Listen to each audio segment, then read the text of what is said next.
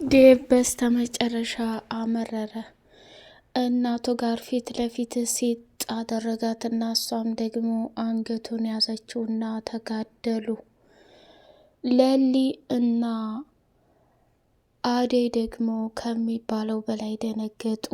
የዴቭ እናት ወደ ለሊ ቤት ሰተት ብላ መጣችና ፊቷን ለማበላሸት የምትደፋው መርዝ ወይንም መርፌ ይዛ ልትሰካባት ስትል ዴቭም ደግሞ ተኋላ ተከትሎ መጥቶ ነበርና ስሚ አንቺ ሴትዮ፣ በተደጋጋሚ እናቴንሽ ብዬ ለማክበር ሞክሬ ነበር። አንቺ ግን እያደረግሽ ያለሽው ቅሌትና ውርደት በጣም ከባድ ነው። ማሚ እኔ እናቱን ገደለ እናቱን አነቀ እንድባል ባታደርገኝ በጣም ደስ ይለኛል። ለረጅም ጊዜ በተደጋጋሚ አደይን ከህይወትህ አስወጣ፣ አደይ ላንተ ለትዳር አትመጥንህም እያልሽ ስትይ የእናትን ደስታ ለመሙላት ወይንም ያንቺን ሞራል ለመንካት ስለማልፈልግ ሳልወዳት በግዴ ቤሪን ላገባ ወስኜ ነበር። ግን አደይን ምን አድርገሻት ነው እንደዚህ ልትጠያትና ልታሰቃያት የምትችይው? ይሄ እንድታደርጊ ልፈቅድልሽ አልችልም። በጣም የምወዳትና የማፈቅራትን አደይ ከህይወቴ እንዳስወጣ አስገድደሽኛል። አሁን ላይ እንኳን የራሷን ህይወት እንድትኖር እርጃት፣ አትከታተያት። እየተከታተልሽ በየቦታው እንድታሰቃያትና መከራዋን እንድታባያት በጭራሽ አልፈልግም። ይሄ ደግሞ ትልቅ ቅሌትና ያልታሰበ ችግር ነው ብሎ አደይም እንግዲህ መከራዋን እያየች ዴቭንም ለአንዴና ለመጨረሻ ጊዜ ከእኔ ጋር ያለ ስሜትና ፍላጎት ምን ይመስላል ብላ ብትለውም እሱም ለአንዴና ለመጨረሻ ጊዜ አደይን ምንድን ነው ያላት? አደይ እኔ ካሁን በኋላ ከአንቺ ጋር የሚያቆየኝ አንድም ነገር የለም። እድሜ ዘላለሜን ዋጋና መስዋዕትነት እየከፈልኩበት ትዳሬ ገደል ቢገባ ቢያሳዝነኝም አሁን ላይ ግን ወደድሽም ጠላሽም አንቺና እኔ ጓደኛሞች ነን እንጂ የምንቀጥለው በፍጹም ጭራሽ እንደዚህ ታረገኛለህ። ሰርጌን በጉጉት እየጠበቅኩኝ ያለው ሰው መጨረሻ ላይ በባዶ አስቀረኸኝ ብላ አዴም ተስፋን ቆርጣ ከዴቭ ጋር ከፍ ዝቅ አድርጋው ወደ ቤቷ ስትመለስ ዶክተር በር ላይ አግኝቶ እንዳጽናናት እንዲሁም ደግሞ ይሄ ነገር እንዳይፈጠር የዴቭና በተደጋጋሚ አንቺ እንድገልልሽ እና እንዳስወግድልሽ ትፈልጋለች። አደይ ምንም ቢሆን አንቺ ክፉ ነገር እንዲደርስብሽ አልፈልግም።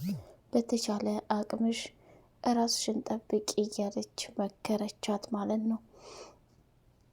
ሰላም ሰላም! ውድ የተከበራችሁ የተወደዳችሁ የሌላ ኤንድ የመሐመድ ቤተሰቦች እጅግ በጣም ተወዳጁና በጉጉት ስንጠብቀው የነበረው የአደይ ድራማ እንደቀጠለ ይገኛል። ቻናሉን ላይክ፣ ሰብስክራይብ ያደረጋችሁ አበረታቱን ማለት ነው።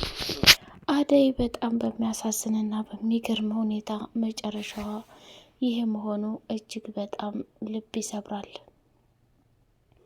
የዴቭ እናትና የዴቭ አዲሷ ፍቅረኛ እንግዲህ አደይን ለማጥፋት ተመካክረው ያደረጉት ነገር በጣም ከባድ ነው።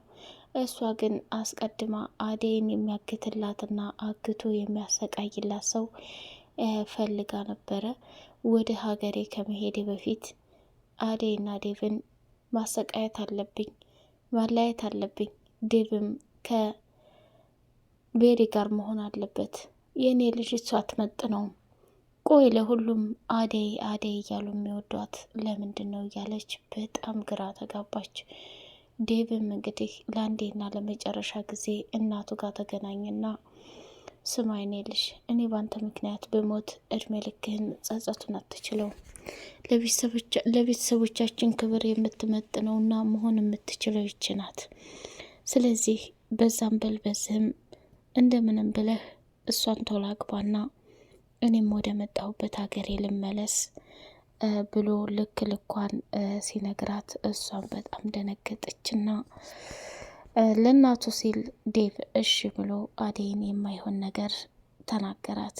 አደይም በድጋሚ ልቧ ተሰበረና ከዴቭ ቅንጣት ታክል ቦታ እንደሌላት ተረዳችና ወደ ዳይመንድና አበበ ቤት ስትሄድ አበበ ደግሞ የቤዛ ወንድም ቤቱን ግዙኝ ብሎ ግማሽ ገንዘብ ከተቀበላቸው በኋላ አላውቅም ብሎ ሸምጥጦ በዚህ 2 ቀን ከቤት የለቃችሁ ውጡ ብሎ አስጠንቅቋቸዋል።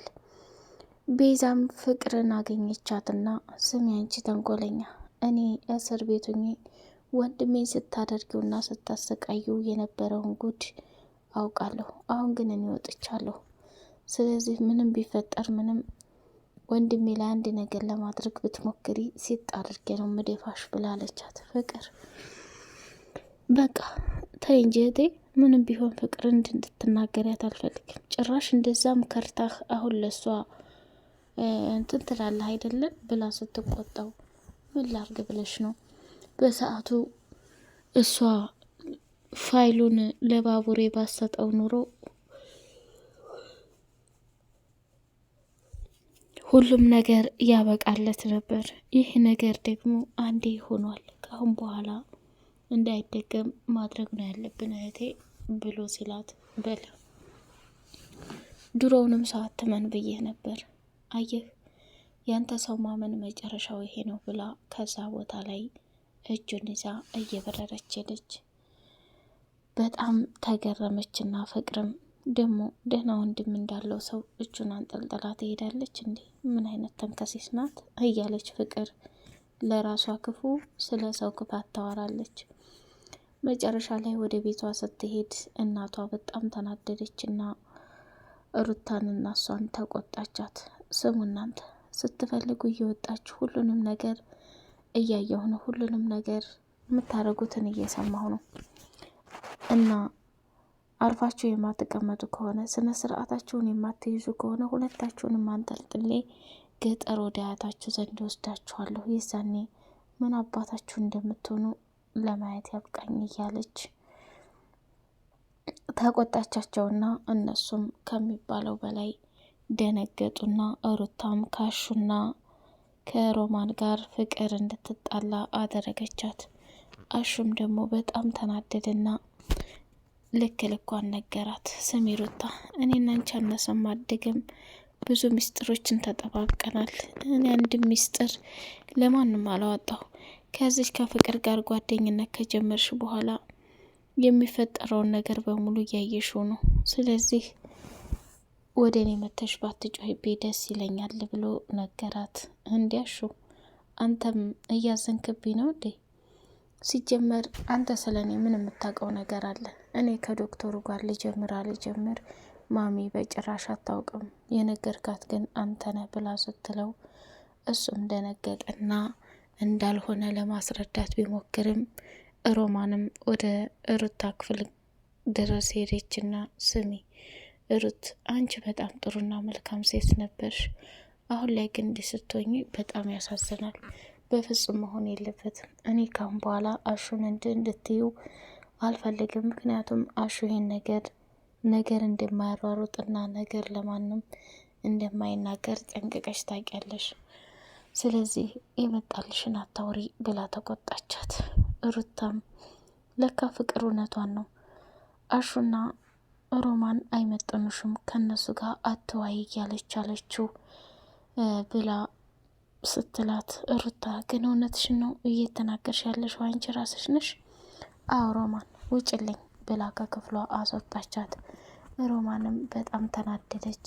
አሹ እንግዲህ ከሮማን ጋር ያሳለፈውን ታሪክ በሙሉ እኔ ምልሽ ሮሚ፣ እንደው በፊት ልጆቹንን ስንጫወት ስናደርግ ስንሯሯጥ እንዲሁም ደግሞ ከነ ብርሃንና ከሌሎቹ ጋር ስጫወት የምትቀኙና የምታኮርፊው ነገር ትዝ ይልሻል እያለ የልጅነት አስተዳደጋቸውን ማስታወስ ጀመረ። እሷ ደግሞ አሹ ምን ሆነሃል? አሁን ያለፈ ታሪክ ተመልሶ ማስታወሱ ምን ይጠቅማል? እያለች አለችው። ዴቭና ቤሪ ወደ ፍቅር እናት ቤት ተመልሰው ሲመጡ አሹም በጣም ገረመውና ፍጥጥ ብሎ ማየት ጀመረ። ከዛ ዴቭም በጣም ተናዶ ስለነበረ ወደ ቤት ይዟት ሲገባ ከሮማን ጋር በጣም ተገረሙ። ዶክተር አደይን በተደጋጋሚ የጠፋችበትን ምክንያት ስለ ህይወቱ ያሰበችውን ነገር በሙሉ ለማወቅ ተረዳ። አደይ አሁን ላይ ብቻሽን አይደለሽም፣ ሁላችንም ከጎናችን ሆነን ልናግዝሽ እንዲሁም ደግሞ ያለሽበትን ጭንቀት ለመካፈል ዝግጁ ነኝ እያለ ሲላት፣ እሷም ዶክተር በጣም አመሰግናለሁ፣ እዚህ ማንም እንደሌለኝ አይቶ ፈጣሪ እናንተ መልካም ሰዎች ሰጠኝ። ስለዚህ ዛሬ በጣም ደብሮኛል፣ ወደ ቤት ገብቼ ትንሽ ስራ ሰራርቼ መተኛ ትፈልጋለሁ ብላ ስትለው፣ እሺ በቃ ላቆይሽ፣ አትጥፊ፣ ሌላ ቀን ደግሞ መገናኘት የግድ ነው ብሎ አላት። እሷም እሺ ብላ ሄደች ማለት ነው። ሩታ እና እንግዲህ ዴቭ መጨረሻ ላይ እያንዳንዱ የተፈጠረውን ነገር ስለ ቤሪ እንዲሁም ደግሞ ፍቅር ይሄን ነገር እንዳደረገች ስለ አደይ መጥፎነት ለእናቱ እንደተናገረች በሙሉ እንደምታጋልጣት ግልጽ ነው። አደይ እና ዴቭ ተስፋ ቢቆራረጡም መጨረሻ ላይ እንግዲህ ሊጋቡም አብረውም ሊሆኑም ይችላል። አደይ ግን አሁን ላይ ዳይመንድ ቀንጠስ ብላ ከዶክተሩ ጋር ፍቅር እንድትጀምር እየገፋፋት ይገኛል።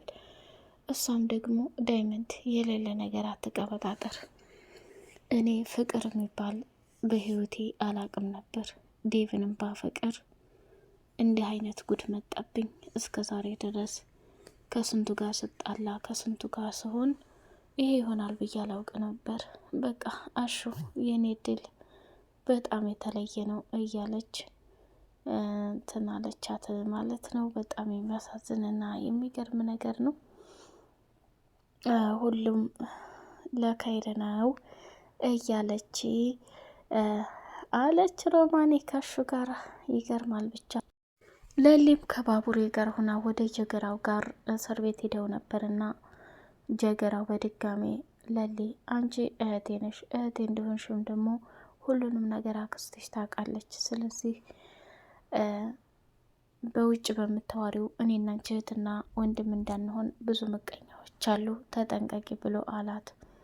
ባቡሬም ደግሞ የጀገራው ነገር በጣም እያሳሰበውና ከለሊ የሚፈልገው ቤትና ሀብት ንብረት ስለሆነ ለዛ ብቻ ካልሆነ በፍጹም አንተ የለሊ ወንድም ልትሆን አትችልም እያለ እየተሰቃየ ይገኛል። ለሊም አሁን ላይ ምን ማድረግ እንዳለባት ቤዛን ሁለተኛ ክስ ለመክሰስ ቆርጣ ተነስታለች። ውድ የተከበራቸው የሌላ መሐመድ ቤተሰቦች በቀጣይ ፓርት እስከምንገናኝ ሰላም አለይኩም ወራህመቱላሂ ወበረካቱ።